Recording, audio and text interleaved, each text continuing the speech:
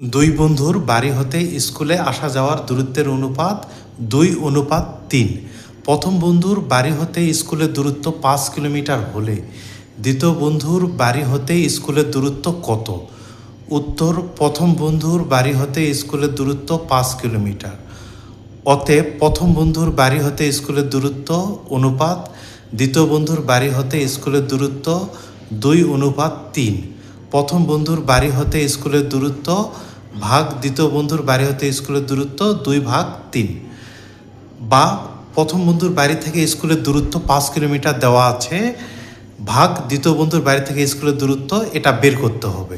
এখন দ্বিতীয় বন্ধুর বাড়ি থেকে স্কুলের দূরত্ব গুণন 2 আর 5 গুণন 3, তাহলে দ্বিতীয় বন্ধুর বাড়ি থেকে স্কুলের দূরত্ব হবে 5 গুণন 3/2। তাহলে 15/2, 7×1 হচ্ছে এত কিমি, 7.5 কিলোমিটার।